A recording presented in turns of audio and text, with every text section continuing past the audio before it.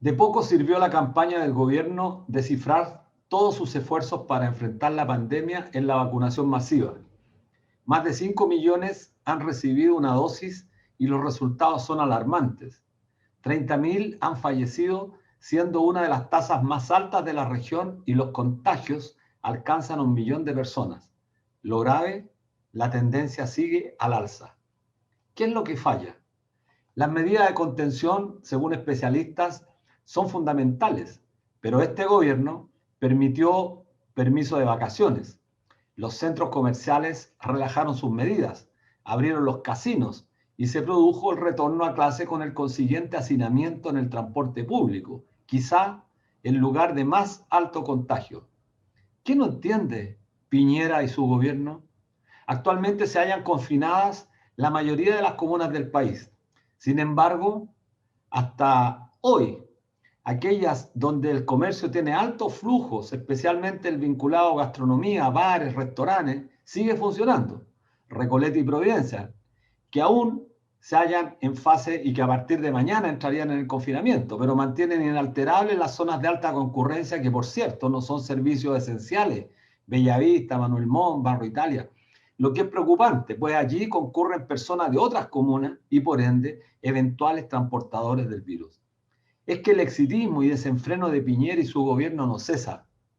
Sacaron pecho cuando Chile aparecía como el país vanguardia en vacunación, incluso por encima de países europeos. ¿De qué sirvió? ¿De qué sirve si las cifras demuestran que estamos peor?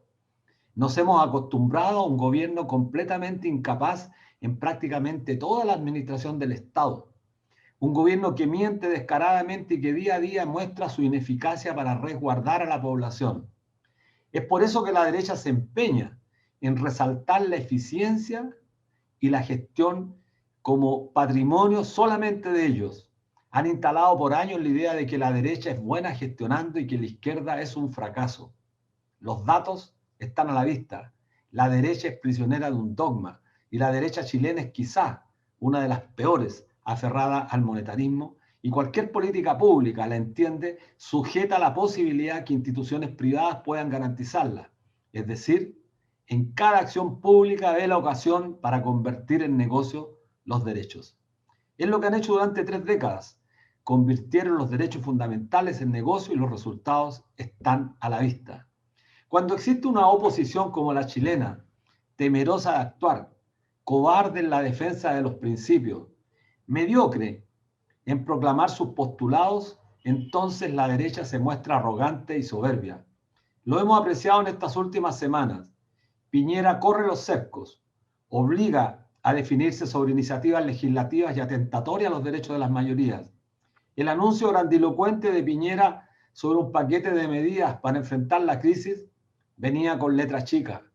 Como todos sus anuncios, son una mentira que juega con el dolor de la ciudadanía, y la oposición, salvo críticas excepcionales, continúa aferrada a sus privilegios, dejando en la más absoluta orfandad a las mayorías. Las últimas semanas ha habido denuncias gravísimas que involucran a Piñera en el caso de las triangulaciones y ahora en el caso de Casino Enjoy. La prensa mercurial y La Tercera mantienen silencio sobre esta denuncia, al igual que la mayoría de los canales de televisión abierta y las radios de alcance nacional. Lo triste es que el Congreso también poco o nada hacen. El Estado gasta millones en mantener una Cámara de Diputados y el Senado que al mismo tiempo pagan honorarios millonarios a profesionales, asesores, para que justamente cumplan el mandato que la propia ley les exige, cuál es investigar y llevar hasta el final los actos reñidos con la ley, la moral y las buenas costumbres. Llegará la hora en que sean develados todos estos actos y ahí sabremos las verdaderas responsabilidades que les cupo a cada uno de ellos en soslayar estas importantes denuncias. Piñera no deja de sorprendernos.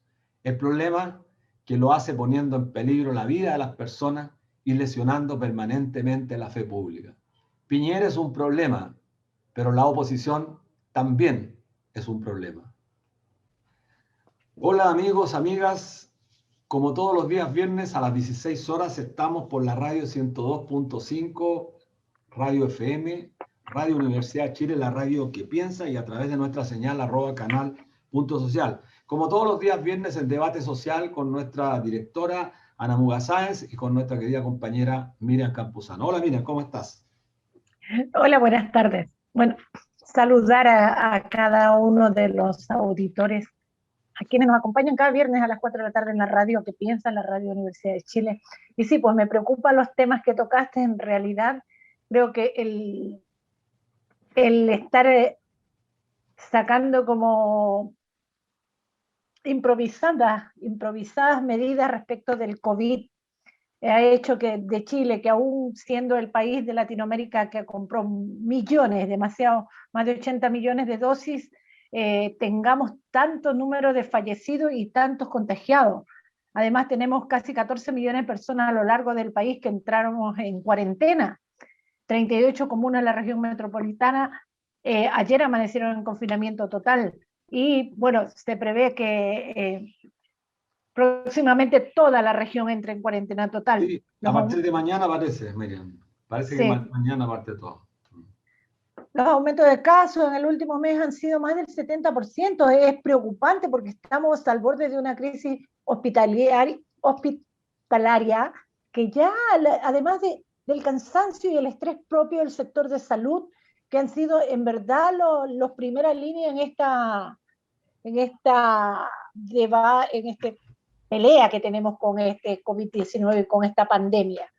Y bueno, decir que las políticas sacadas del sombrero a última hora del gobierno de Piñera han hecho esto. Hace como una semana el ministro Belolio hablaba de que iba a autorizar permisos para ir a misa. Entonces, más de 5 millones de permisos se han dado en Chile. ¿De qué vale una cuarentena si yo me meto a un portal web y puedo poner cualquier cosa, y que voy al súper, que voy a la farmacia, y puedo salir, se me permite salir? Y lo del transporte público, sobre todo en la ciudad de Santiago, porque Chile es un país tan centralista, Santiago, van colapsados las líneas de metro, las micro, y eso hace que queramos o no, seamos un foco de contagio. Además de que te prohíben ir a las plazas públicas, pero sin embargo te dan autorización para que el mall funcione bien, autorizan a los supermercados, a las grandes cadenas de retail a que vendan. Entonces son medidas un poco contradictorias, y ahora vemos que, por ejemplo, los almacenes de barrio no pueden abrir, no pueden ganar el sustento para mantener su familia. Las ferias, se les dice que se les autoriza el delivery. Si gente que muchas veces ya por su edad, porque ya tienen un rango etario superior, no manejan las redes sociales o van a iniciarse recién en este proceso, no hay un delivery. Entonces, ¿a quién realmente estamos favoreciendo con estas medidas? Sí, mira, Miriam, sí, yo me pregunto qué dirán aquellos que presionaron tan fuertemente por el retorno a clases. Empezó en marzo, todavía no termina el mes y ya tenemos este tremendo contagio, y se dijo que el problema eran las clases, pero además los efectos externos, las externalidades, el desplazamiento de la ciudadanía a través del transporte público, que lo hemos visto totalmente abarrotados. Eso es la expresión de la más absoluta negligencia del gobierno. Pero como bien decías tú, refiriéndote al tema de las ferias, que hay un desprecio por la ciudadanía. A mí me ha tocado recorrer prácticamente las comunas importantes, como La Granja, San Joaquín, Santiago. Y yo te puedo decir que la gran mayoría de esas ferias no tienen delivery. Yo no entiendo a esta gente qué es lo que pasa por su cabeza. Es tal el nivel de alejamiento de la ciudadanía que por eso gobiernan el país pensando en las 3 comunas más ricas de nuestro país. Lo grave, como hemos dicho tantas veces, es esta oposición. Una oposición tan débil, yo encuentro una oposición tan poco valiente para enfrentar a este gobierno incapaz. Bueno, esperemos que esto no siga cundiendo. Sí, bueno, y aparte de eso, este flagelo que, como tú bien lo decías, ataca a la clase trabajadora, a la clase popular, ha hecho también que en cuanto a las viviendas haya un dramático aumento en este problema, porque hoy en día ya no es el sueño de la vivienda, de la casa propia, no. Hoy en día es el negocio y el lucro descarado de las viviendas, la fragmentación, la segmentación de sectores, que no sé, de Plaza Italia para arriba no hay subsidio, de Plaza Italia para abajo sí, ha hecho, y también, por cierto, decirlo, que uno cuando saca un crédito hipotecario paga 2 y hasta 3 veces el valor real de la casa. Esto ha hecho que en Chile aumenten los campamentos. Y si se analizan las regiones por separado, destacan especialmente, por ejemplo, la región de Arica y Parinacota, un aumento de 243,25% de la cantidad de familias eh, que no tienen una vivienda. En la región metropolitana el aumento es casi similar. Y un sinnúmero de campamentos en Valparaíso, que es la región de Chile con el mayor número de familias viviendo en estos asentamientos, demuestra la profunda crisis habitacional que se ha instalado en este país. Y de acuerdo a los diferentes catastros de la última década también, se muestra un sostenido aumento de estos campamentos desde el 2011 hasta acá. La última medición reveló que tras el estallido social y la pandemia se produjo una subida explosiva en la cantidad de familias que viven en asentamientos. Y ni hablar de este gran flujo de migrantes, de trabajadores migrantes que vienen también a ser parte de esta discriminación. Sí, mira, mira qué importante, Miriam, porque, porque se da un caso particular en el tema de la vivienda al que hacías referencia tú. Piñera presentó un paquete de medidas para resolver la crisis, pero todo va con letras chicas, ha sido cuestionado hasta por sus propios parlamentarios de gobierno, porque Piñera cada vez que hace anuncios miente de manera descarada, una enfermedad. Pero mira, se le ha preguntado cómo se va a financiar esta propuesta de reforma, el aumento del pilar solidario. Ha dicho con holguras. Bueno, estas holguras no estaban cuando se permitió sacar el primer y el segundo retiro, es decir, existían holguras. Miente. Pero, ¿qué ha dicho? Con exenciones tributarias se van a eliminar. Para nuestros auditores de Radio Universidad de Chile, ¿saben ustedes cuál es el sector que se ha privilegiado, se ha beneficiado con la mayor cantidad de exenciones tributarias? La construcción. Las inmobiliarias son el sector que goza de la mayor cantidad de privilegios en materia tributaria. Para no creerlo, pero miren, este es el país que hay que cambiar en la próxima constitución. No se puede seguir soportando tanto, pero tanto abuso.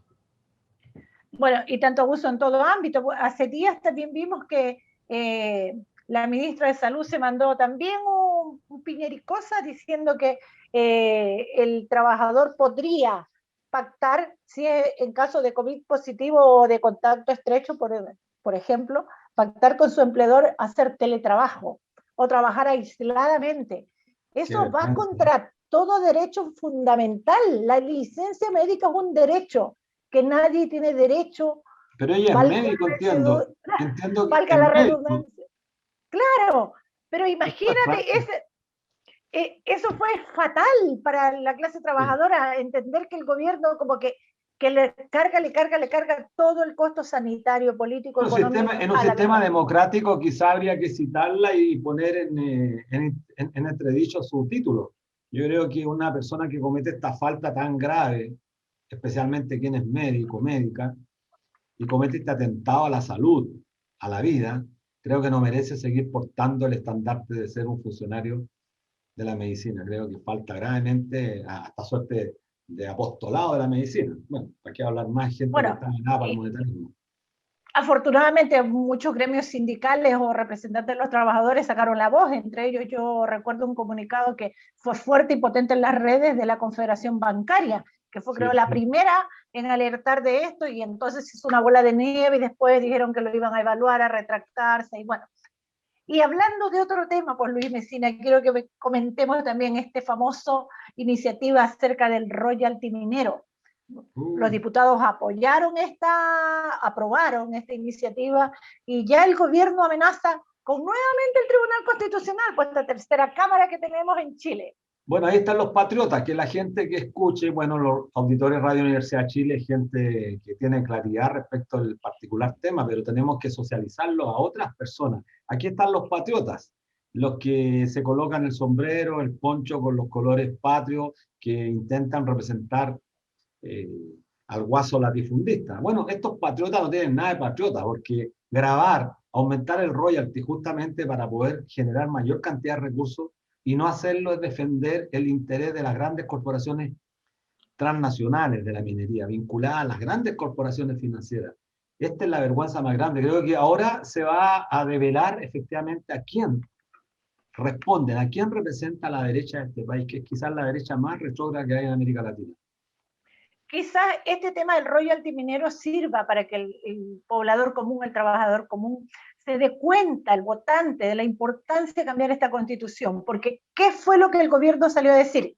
Que el proyecto era inconstitucional porque la creación de tributos es una facultad exclusiva del Ejecutivo. Entonces seguimos en este régimen extremadamente presidencialista que hay que cambiar. No estamos en una monarquía. Se dice Chile un país de democracia y de derechos, pero parece que es solo de derecha. Bueno, nos avisan por interno que tenemos que ir al corte musical. A la vuelta vamos a tener un tremendo y grandísimo invitado. Él es el consejero, bueno, después tú lo vas a presentar. Vamos a tener esa sorpresa a la vuelta. Lo que sí les puedo decir es que tenemos una canción maravillosa, Hijo del Sol Luminoso, del grupo Congreso, que siempre como que nos alza el ánimo. A la vuelta, nos vemos. Bueno, estamos de regreso en nuestro programa Debate Social, transmitido a través de la señal de Radio Universidad de Chile en el 102.5 FM, como todos los días viernes, en nuestro programa Debate Social. En esta oportunidad con un tremendo invitado, Luis Mariano Rendón, a quien conozco hace muchos años. Luis Mariano Rendón no es cualquier personaje, un personaje que ha generado mucha controversia a lo largo de la historia, pero un hombre que hay que destacar, y yo lo quiero destacar aquí, un hombre demasiado valiente, de los pocos que hay en nuestro país. Y quienes son valientes, bueno, generan controversia. Me recuerdo el año 2013, fue víctima de una agresión por el ex ministro Rabinet, que, bueno, en el tiempo Lucho tenía razón, pues este tipo hoy día es un tipo absolutamente retrógrado. Después, el 2007, antes había increpado a Ricardo Lago por el tema del calentamiento global. Una acción también que le mereció bastante crítica, y bueno, cuando uno enfrenta al poder tiene que estar dispuesto a enfrentar las consecuencias. Esas consecuencias son las campañas de los medios, especialmente cuando estoy hablando del 2007, cuando la ex concertación era tremendamente poderosa en este país. Y me recuerdo también en marzo del 2016, a propósito de la discusión del automóvil, los estacionamientos, también tuvo una polémica bastante fuerte con el alcalde Jadwe de la comuna de Recoleta. Así que, como verán, Luis Mariano Rendón es una persona que siempre está enfrentando temas que son complejos. Y hoy estamos con él. Bueno, lo quiero presentar antes. Luis Mariano es abogado y activista ecológico chileno. Es el mayor de 5 hermanos, es el dirigente de la Federación de Estudiantes de Chile, coordinador nacional de RENACE y de la Acción Ecológica, fue consejero nacional del Partido Ecologista Verde, actualmente independiente, candidato por el Distrito 13, independiente. Y entremos en materia. En diciembre del 2020, Luis Mariano Rendón anunció una acción judicial contra el mandatario luego de que fuese sorprendido sin tapaboca en Cachagua. Pero hoy un tema mucho más grave lo lleva nuevamente a interponer una denuncia ante la Contraloría General de la República por falta de probidad. Esto está referido al caso Enjoy, denunciado por la periodista Alejandra Matus la semana pasada, donde se involucran los intereses del primer mandatario con la empresa concesionaria Casinos. Según la denuncia, el presidente Piñera y su familia poseen intereses en la empresa a través de la administración de BTG, Pascual y Moneda Asset. Este es un tema relevante. Son delitos, y aquí entremos en materia, delitos de acción pública que conmueven la opinión pública, que afectan la fe pública. Son programas que concitan la mayor audiencia en la televisión. Y por eso quiero destacar la valentía de Luis Mariano, que siendo abogado inició lo que hay que hacer: colocar este tema en poder de los tribunales y empezar a ver si podemos hacer justicia. ¿Qué pasa con el fideicomiso ciego del que hablan para garantizar la probidad del mandatario Luis Mariano? Bueno, y darte la bienvenida por estar acá. Muchas gracias, Tocayo, por la invitación. Un agrado estar conversando también con una persona valiente y una persona que ha enfrentado a los grandes poderes de este país, que es el problema que tenemos, ¿no es cierto?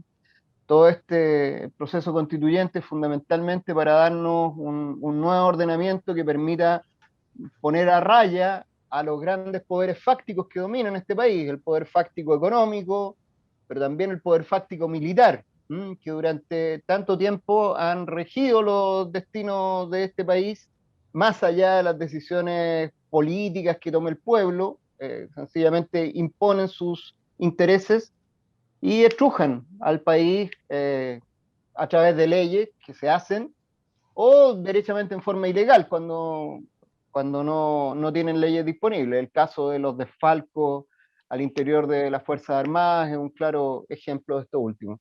Entonces, bueno, en medio de ese proceso que varios hemos venido, Lucho también, desde hace mucho tiempo empujando, finalmente se logró abrir esto y aquí estamos, tratando de levantar los temas relevantes. Y esto es un tema muy importante porque deja de manifiesto cómo se maneja el poder crudo en este país, ¿no es cierto? El poder económico duro, a través de una serie de movidas que escapan en general al escrutinio público, hasta que alguien logra hacer calzar las piezas y mostrarlas, como fue lo que ha hecho Alejandra Matus, digamos, a partir de esto. El tema es grave, efectivamente, porque el presidente de la República aparece dictando un decreto que favorece a una empresa determinada, Enjoy, empresa que ha licitado varios casinos del país,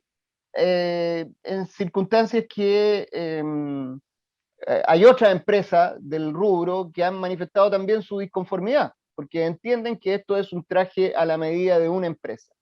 Entonces eso ya es preocupante, ¿cierto? Porque que una autoridad, aunque sea sin ningún interés de por medio, beneficie a una empresa determinada ya es preocupante. Pero cuando después aparecen antecedentes de que Piñera directamente, su familia o amigos cercanos, financistas, digamos, socios prácticamente de mucho tiempo, han estado involucrados y están involucrados en esto, la situación es mucho más grave y efectivamente podemos estar ante una vulneración de la ley de probidad administrativa que establece una disposición muy clara. El artículo 64, número 6 de la ley de probidad administrativa señala que ninguna autoridad puede intervenir en asuntos en los que exista cualquier circunstancia que le reste imparcialidad.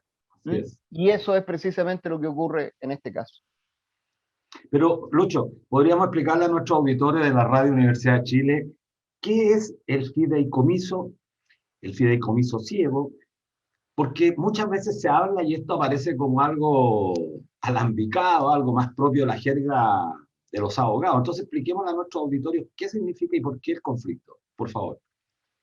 Claro, el fideicomiso ciego es una institución que se creó hace relativamente poco tiempo, fue un complemento precisamente a la ley de probidad administrativa que yo te mencionaba antes, claro. Se dictó después otra ley específicamente para complementar esto, porque se entendió que la ley de probidad administrativa como estaba no era suficiente. No bastaba con decir que las autoridades no debían intervenir en asuntos de los que tuvieran intereses, sino que había que tomar medidas de carácter preventivo.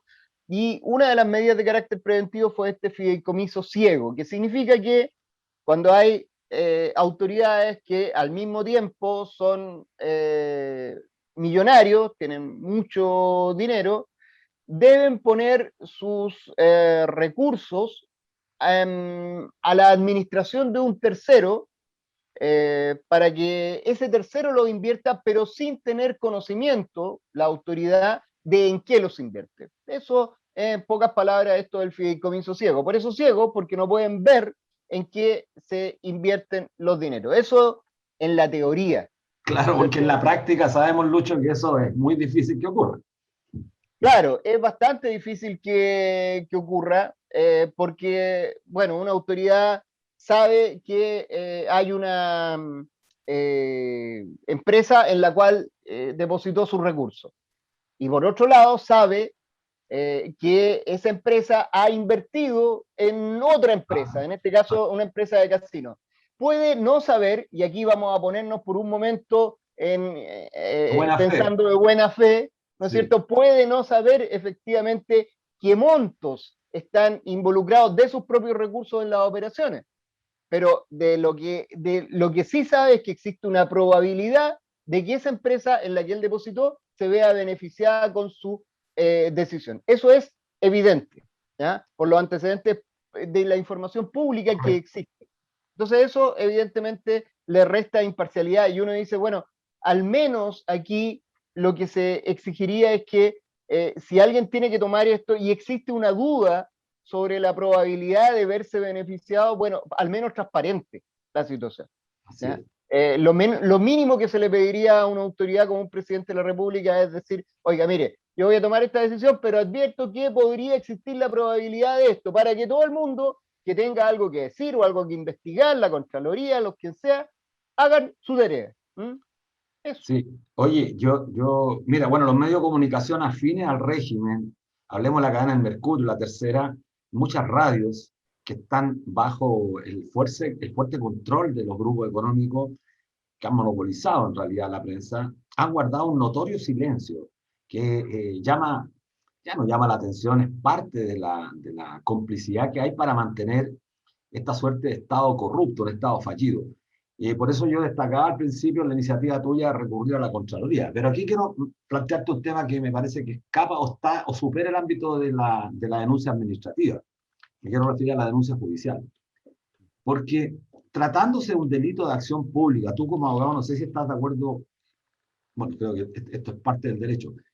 Tratándose de un delito de acción pública, todo funcionario público, al tomar conocimiento de ese delito, está obligado a tener que denunciarlo en los respectivos organismos, en este caso en el Ministerio Público.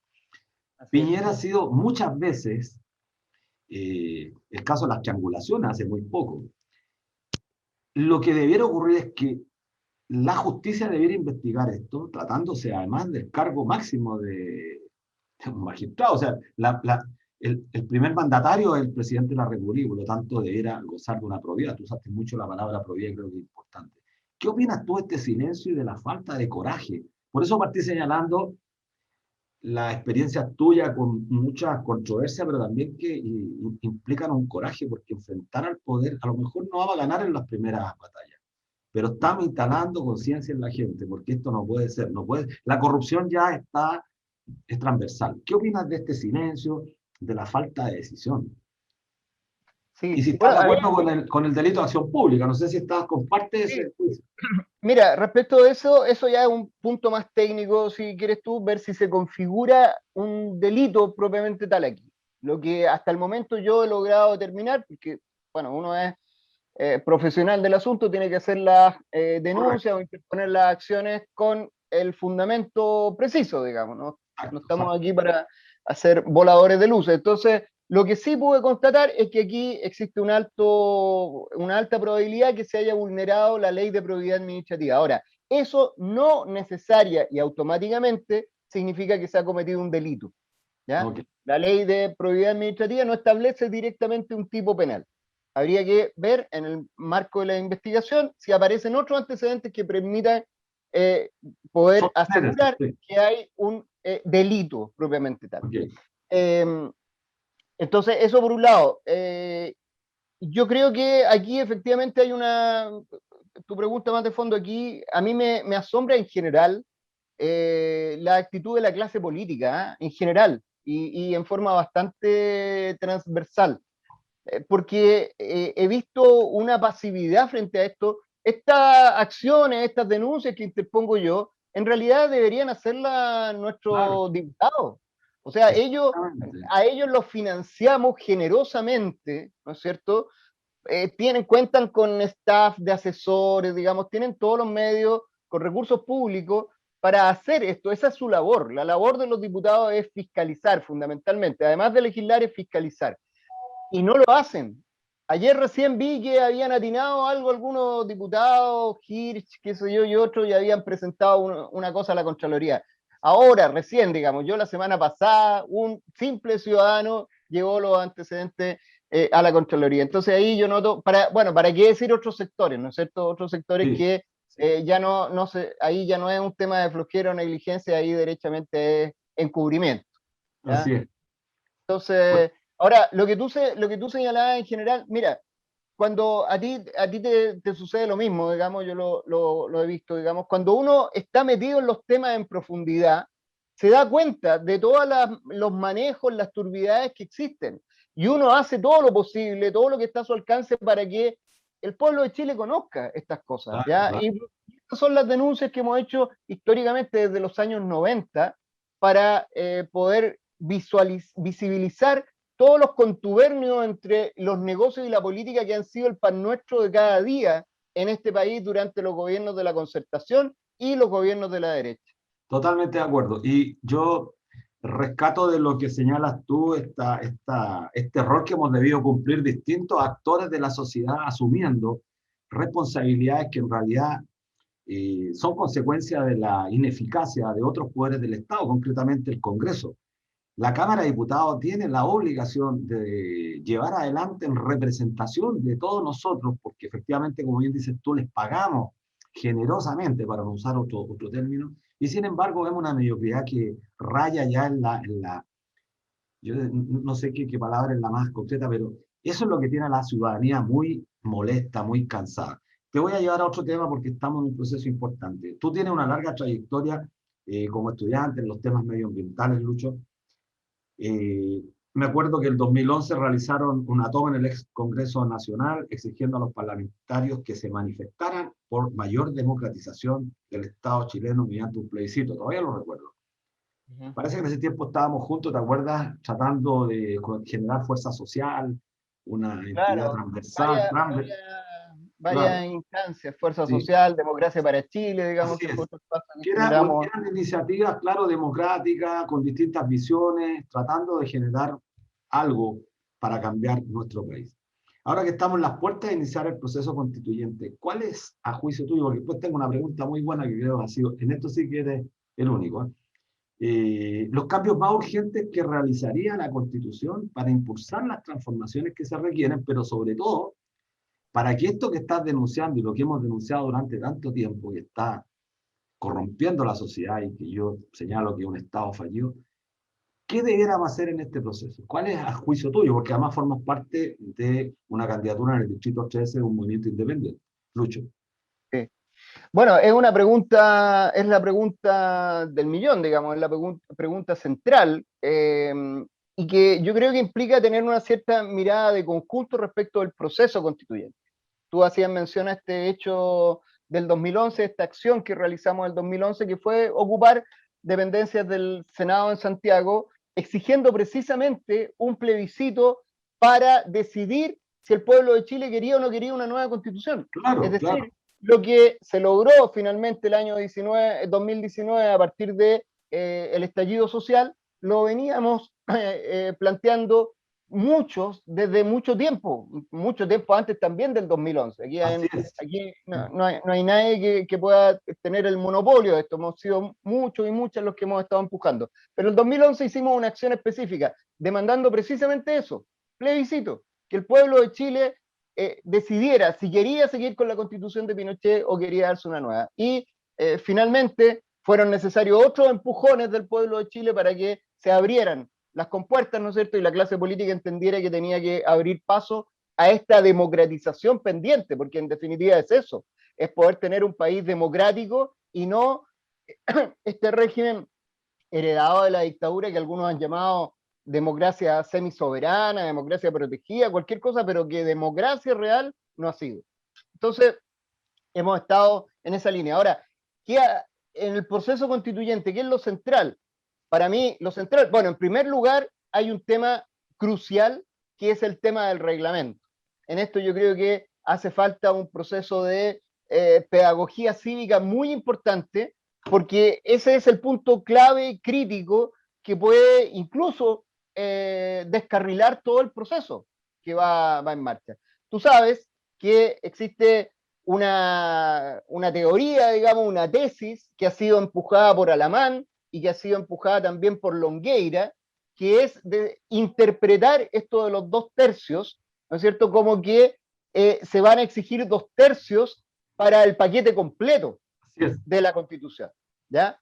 Y que por lo tanto, si la derecha tiene 1/3, alcanza 1/3 de los convencionales constituyentes, va a poder consensuar, obligar a consensuar el texto completo de la Constitución. Lucho, te puedo interrumpir, Lucho, porque me parece relevante lo que estás introduciendo. Bueno, aprovechar de decirle a nuestros auditores que estamos con Luis Mariano Rendón, abogado que ha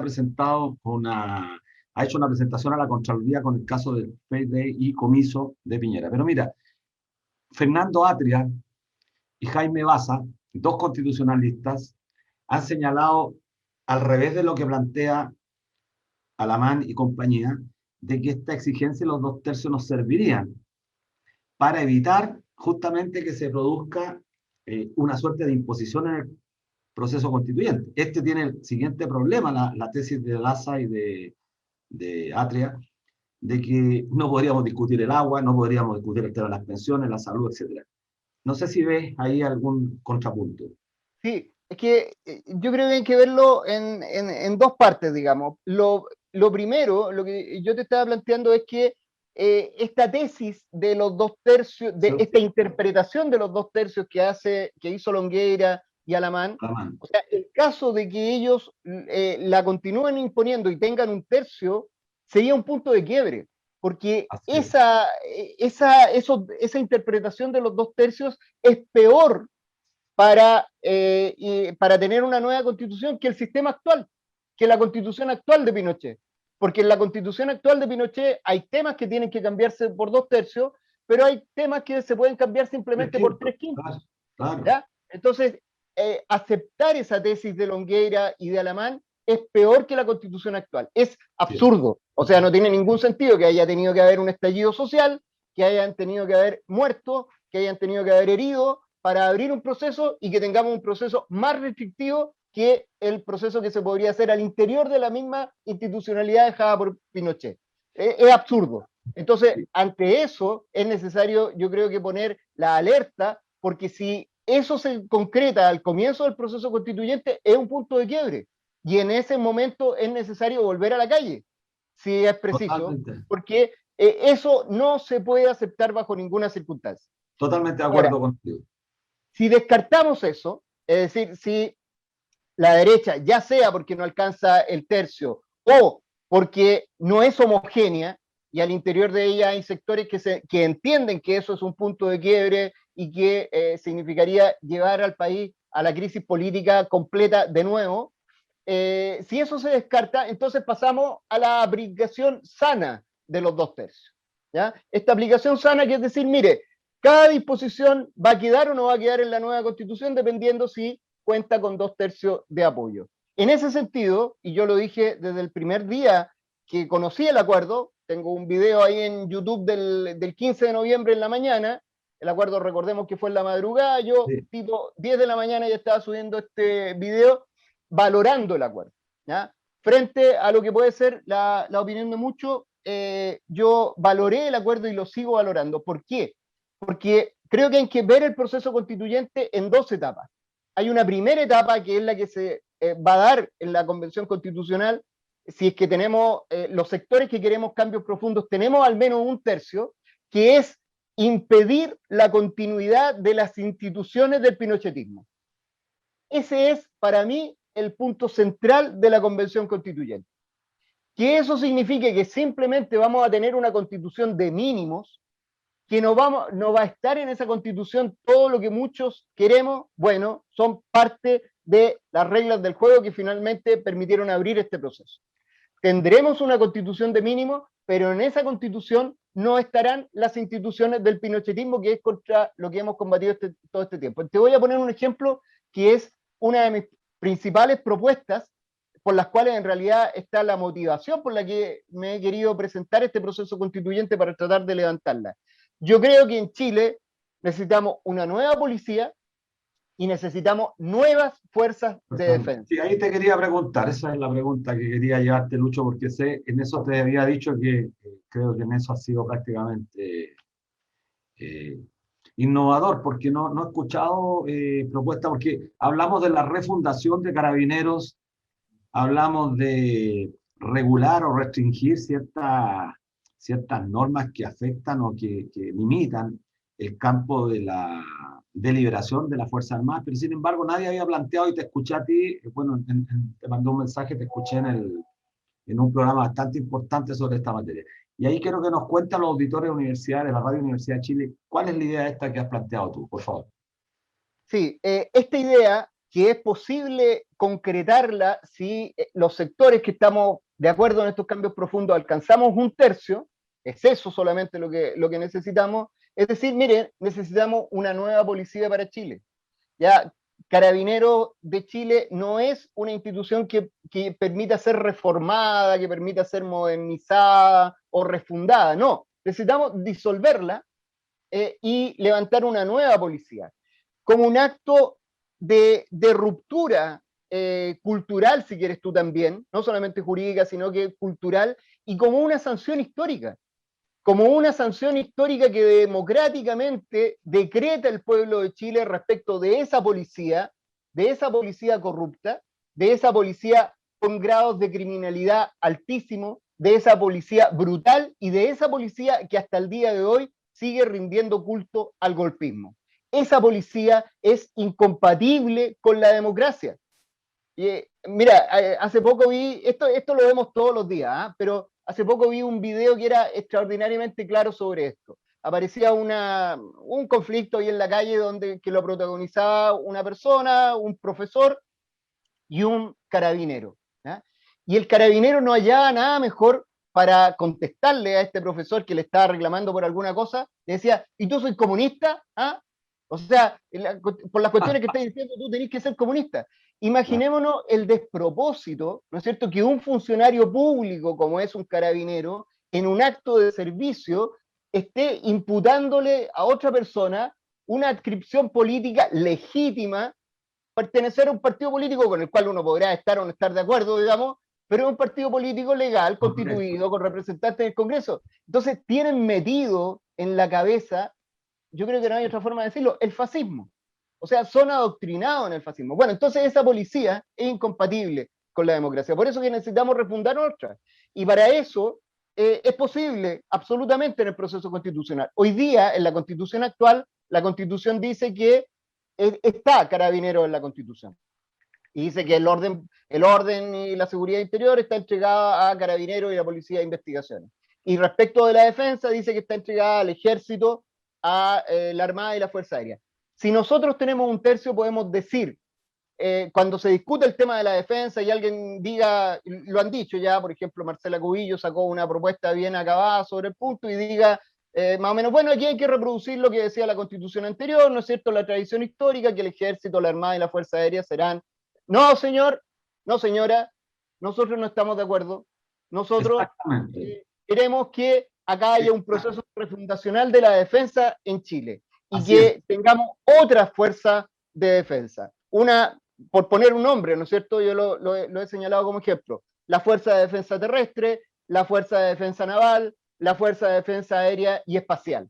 Las nuevas fuerzas de defensa de Chile que rompen con la tradición corrupta y criminal de las Fuerzas Armadas de Chile, que nunca han pedido perdón por los crímenes que han cometido y que abre al país también a un proceso de modernización que pone el centro en la defensa, no en las armas, en la defensa y en una defensa polivalente, no solamente frente a conflictos bélicos, sino también frente a los desastres, a todas las otras emergencias que puede vivir el país.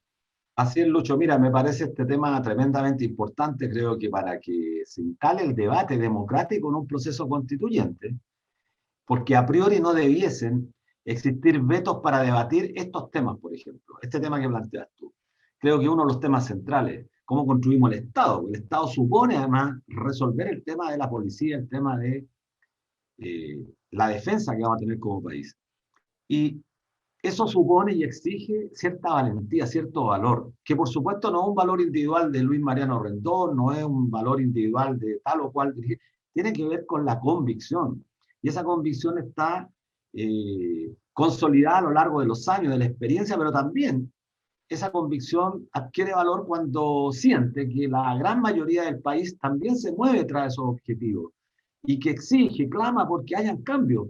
Y estos cambios deben ser fundamentalmente llevados por gente, insisto, con valor. Para eso la gente, la ciudadanía, tiene que elegir diversidad, pero tiene que elegir también gente comprometida con estas grandes demandas de la ciudadanía. Por eso yo también soy de los que cree que con un tercio se pueden hacer muchas muchas cosas, incluso menos que eso. Yo soy de los convencidos que la historia muchas veces la cambian un puñado de convencidos que arrastran a la sociedad tras esos objetivos. ¿Y por qué te preguntaba este tema? Porque me parece relevante lo que has puesto en el debate.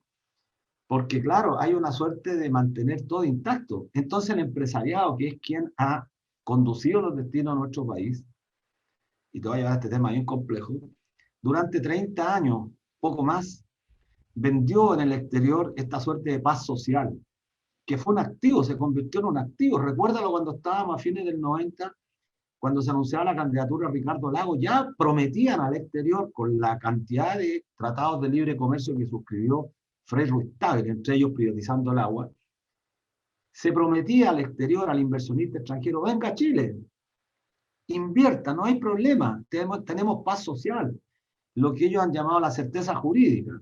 Bueno, eso fue un activo que se construyó sobre la base de la conculcación de derechos laborales, poco derecho a huelga, sindicatos debilitados, negociación colectiva restringida al ámbito de la empresa, en materia de ambiental, cualquier tipo de fechoría para desarrollar la industria forestal sin ningún tipo de consideración, la industria salmonera, la industria minera que genera externalidades negativas, pero que son tremendamente graves. No se discutió un proyecto de desarrollo, sino que se reprodujo este modelo extractivista.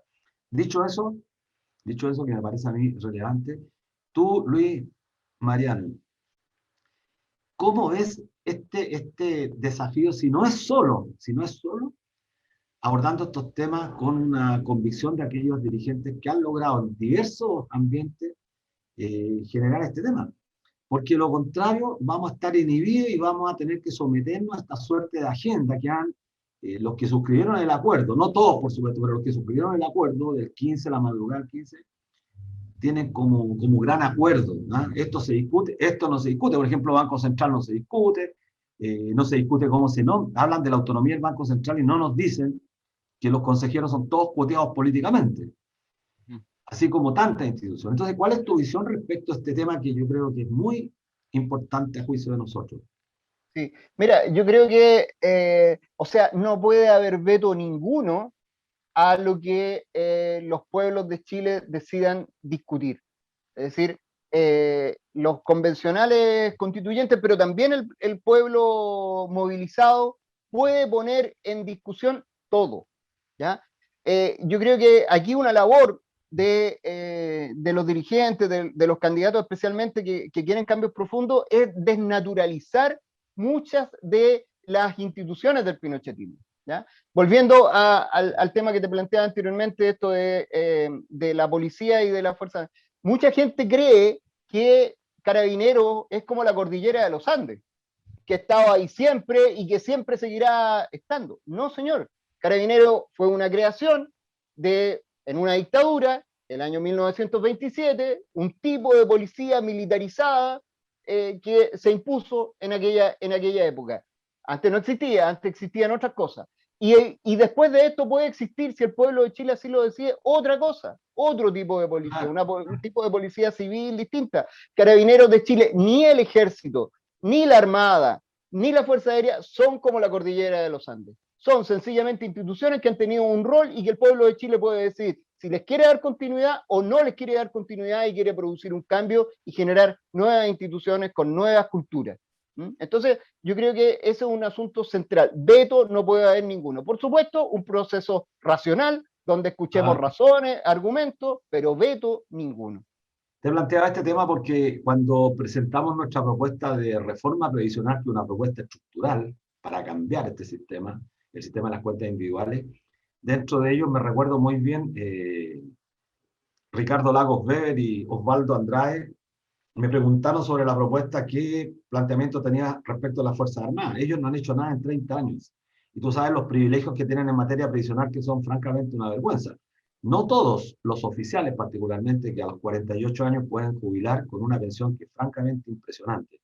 Todas esas limitaciones, nosotros no estamos por cambiar el régimen previsional de la Fuerza Armada.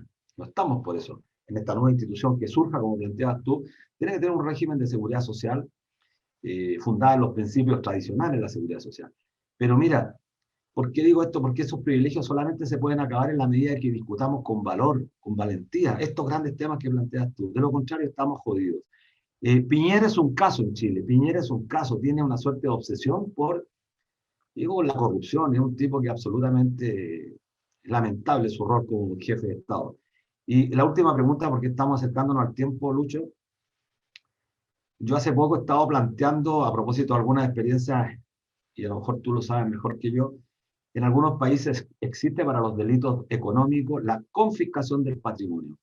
Hace poco discutí con unos altos ministros en la posibilidad que en la nueva Carta Fundamental buscar un mecanismo donde los delitos no sea la cárcel, sino que sea la confiscación del patrimonio.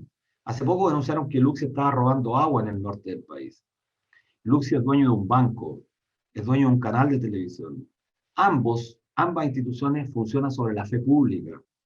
Un banco, de los 10 pesos que administra, 9 le pertenecen a la clientela. En cualquier país del mundo, un dueño de un banco que es sorprendido en un acto grave de la probidad, inmediatamente pierde el banco. Un delincuente no puede ser dueño de un banco. ¿Qué opinas de la confiscación del patrimonio como una idea para empezar a discutirla? Sí, a mí me parece que es un punto que debiese discutirse, no es algo alocado, porque de partida siempre en el ámbito penal ya existe el tema de la confiscación de los objetos del delito, digamos, es decir, no es algo que no tenga ningún precedente, y yo creo que es necesario avanzar en esa línea, porque hoy día vivimos el mundo completamente opuesto, ¿no es cierto? El mundo de las clases de ética. Sí. El mundo donde la única sanción es esta sanción irrisoria de ir a clase de ética, y eso es completamente inaceptable. Entonces, por supuesto que tenemos que salir de eso y avanzar hacia sanciones reales. La confiscación sería una sanción por lo demás justa, ¿no es cierto? En esto de que se recibe un castigo, una sanción por el mismo lado de lo que se está tratando de buscar malamente, ¿no es cierto? Quieren enriquecerse injustamente, bueno, la consecuencia de ese acto ilegal, lesivo, dañino para el resto de la ciudadanía será que se empobrecen. Me parece que sería la sanción más justa para delitos de ese tipo. Bueno, Lucho, Luis Mariano, tocayo, queremos agradecerte sinceramente porque ha sido una interesantísima conversación. Especialmente invito a los auditores de Radio Universidad de Chile a pensar, a reflexionar respecto a este planteamiento que ha hecho Luis Mariano acerca de la Fuerza Armada y de la policía. Creo que es un tema que pocas veces se discute en nuestro país y que creo que estando hoy día en un proceso constituyente es urgente, necesario y además yo creo que ineludible no discutirlo. Así que un gran abrazo, Lucho, cuídate mucho y ojalá te vaya bien como candidato en el Distrito 13 porque bueno, a lo largo de la historia has demostrado ser un hombre coherente y con mucho valor. Así que un abrazo estimado a la distancia, que esté muy bien. Un abrazo, tocayo. Muchas gracias y mucha suerte también en la elección.